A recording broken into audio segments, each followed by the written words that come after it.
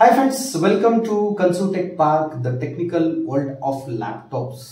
Sir ಇವತ್ತು ನಾನು ನಿಮ್ಗೆ ಏನು ಹೇಳ್ತಿದ್ದೀನಿ ಅಂತಂದ್ರೆ ನನ್ನ ಹತ್ರ ಒಂದು ಲ್ಯಾಪ್ಟಾಪ್ ಬಂದಿತ್ತು HP ProBook 440 ಮಾಡೆಲ್ದು. Laptop condition is nothing but a dim display. ಬೇರೆ ಎಲ್ಲ ಕಾರಣಗಳಿಂದ ಇದು ಸ್ವಲ್ಪ ಡಿಸ್ಅಸೆಂಬಲ್ ಮಾಡೋಕ್ಕೆ ಡಿಫಿಕಲ್ಟ್ ಅಂತ ಹೇಳ್ಬಿಟ್ಟು ಡೀಲರ್ ಡೈರೆಕ್ಟ್ ಆಗಿ ನನಗೆ ಕಳಿಸಿದ್ದಾರೆ. ಹೋಪ್ಫುಲಿ ಇದು ಸ್ಮಾಲ್ ಇಶ್ಯೂ ಅವರೇ ಸಾಲ್ವ್ ಮಾಡ್ಕೋಬೋದಿತ್ತು.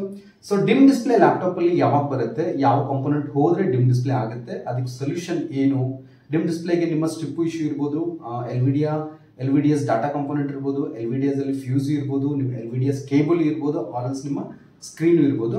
ರೈಟ್ ನಾವು ನನ್ನ ಹತ್ರ ಈಗ ಲ್ಯಾಪ್ಟಾಪ್ ಇದೆ, ನಾನೀಗ ಆನ್ ಮಾಡಿದ್ದೀನಿ. ಸೊ ನಾನು ನಿಮಗೆ ತೋರಿಸ್ತೀನಿ. ರೈಟ್ ನಾವು ಇದರಲ್ಲಿ ಏನಿದೆ ಅಂತಂದ್ರೆ ಸಿ ಯು ಕ್ಯಾನ್ ಚೆಕ್. ಇದು ನನ್ನ ಲ್ಯಾपटॉप डिम डिस्प्ले. ये है मेरा लैपटॉप के अंदर dim display. If you remove this you can not see anything. यहाँ से आप रिमूव कर दोगे लाइट तो आपको यहाँ पे कुछ भी नहीं दिखाई देगा. ठीक है, तो गाइस हो सकता क्या है ಕಂಡೀಷನ್ ವೈಸ್ ಚೆಕ್ करने से हमको डायरेक्टली अभी क्या ಈ ಕಂಡೀಷನ್ ಏನಾಗುತ್ತೆ, ಡೈರೆಕ್ಟ್ ಸ್ಕ್ರೀನ್ ಆರ್ಡರ್ ಹಾಕ್ಬಿಡೋಣ, ಇಲ್ಲ ಎಲ್ವಿಡಿಎಸ್ ಡಿಸ್ಪ್ಲೇ ಕೇಬಲ್ ಆರ್ಡರ್ ಹಾಕ್ಬಿಡೋಣ.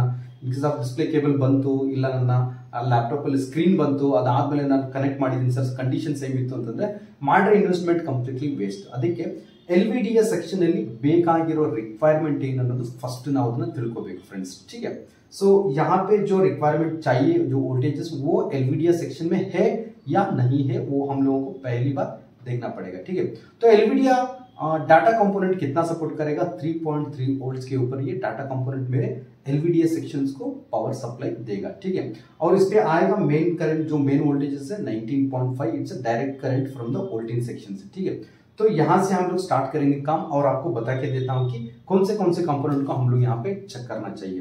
ठीक है, तो मल्टीमीटर में अभी रखा है यहाँ पे वोल्टेज मोड पे. ठीक है गाइस, ये एलवीडीएस केबल मैं यहाँ से निकाल देता हूँ. This is nothing but my LVDS connector. This is nothing but my LVDS connector. यहाँ पे आपको फाइंड आउट करना पड़ेगा. This is my fuse. This is you can see this is my fuse.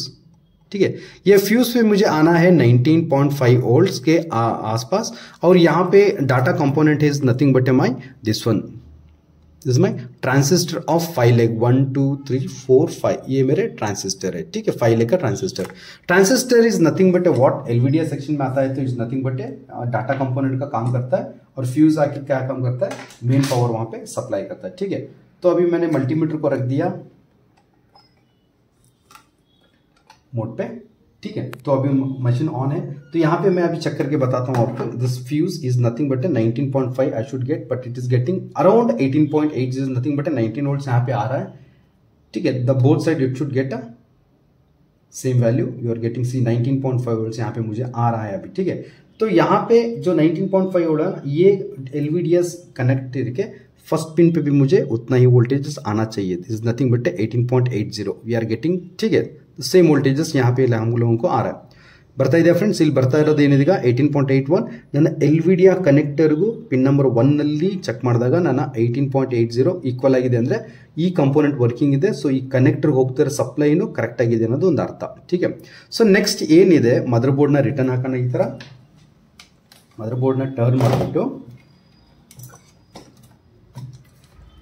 ನನ್ನ data component is nothing but A 5 leg transistor. ठीक है, ಇದು ಎರಡು ಬಂದ್ಬಿಟ್ಟು ನಂದು ಏನಾಗಿರುತ್ತೆ, ಬೇಸ್ ಆಗಿರುತ್ತೆ, ಇದು ಎಮಿಟರ್, ಇದು ಕಲೆಕ್ಟರ್. ठीक है, ಸೊ ನನಗೆ ಈಕ್ವಲೆಂಟ್ ವ್ಯಾಲ್ಯೂಸ್ ನನಗೆ ಇಲ್ಲಿ ಸಿಗಬೇಕು. Is nothing but A what 3.3 volts. ನೀವು ಇಲ್ಲಿ ಮಲ್ಟಿಮೀಟರ್ ಅಬ್ಸರ್ವ್ ಮಾಡ್ಬೋದು. When I put here I am getting A 3.3 volts. See here 3.3 volts. Next side again 3.3 volts, opposite side again the 3.3 volts, as well as this side again the 3.3 volts. So our data component is also working fine, as well as our fuse also working fine. But data component is working fine, well and good. ठीक है guys, ಅದು ಆಯಿತು data component ಇಂದ ನನ್ನ ಎಲ್ವಿಡಿಯಾ connector ಅಲ್ಲಿ 3.3 ಬರ್ತಾ ಇದೆ ಅನ್ನೋದಕ್ಕೆ ಕನೆಕ್ಟರ್ ನಂಬರ್ 1 ಅಲ್ಲಿ ಚೆಕ್ ಮಾಡಿ ನೋಡಿದ್ರೆ ನಮಗೆ ಸೊ ಲ್ಯಾಪ್ಟಾಪ್ ಆಫ್ ಆಗಿದೆ. ಒಂದೇ ನಿಮಿಷ.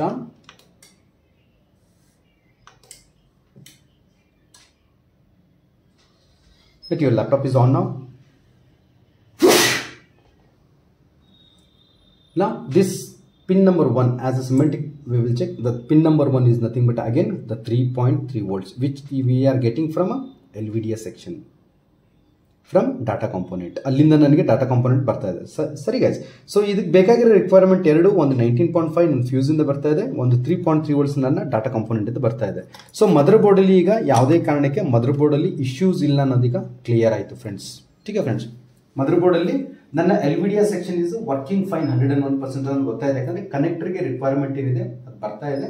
ಸೊ ಸಸ್ಪೆಕ್ಟ್ ನಮ್ದು ಏನಿರ್ಬೋದು ಅಂತಂದ್ರೆ ಮ್ಯಾಕ್ಸ್ ಈಗ ಡಿಸ್ಪ್ಲೇ ಕೇಬಲ್ ಆರ್ ನನ್ನ ಸ್ಕ್ರೀನ್ ಆರ್ ಡಿಸ್ಪ್ಲೇ ಕೇಬಲ್ ಇರ್ಬೋದು. ಸ್ಕ್ರೀನ್ ಟೆಸ್ಟಿಂಗ್ ಸ್ಕ್ರೀನ್ ನಾನು ಹಾಕಿ ನೋಡಿದ್ದೀನಿ, ಬಟ್ ಕಂಡೀಷನ್ ಸೇಮ್ ಇತ್ತು. ಸೊ ಈಗ ನಿಮ್ಗೆ ತೋರಿಸ್ಬೇಕಂತೇಳಿ ಈ ಎಲ್ವಿಡಿಯಾ ಸೆಕ್ಷನ್ ಕೇಬಲ್ನ ನಾನು ರಿಮೂವ್ ಮಾಡಿ, ಆಲ್ರೆಡಿ ನಾವು ಈಗ ಪರ್ಚೇಸ್ ಮಾಡಿದ್ದು ಒಂದು ಹೊಸ ಎಲ್ವಿಡಿಯಾ ಸೆಕ್ಷನ್ ಕೇಬಲ್ ಇದೆ.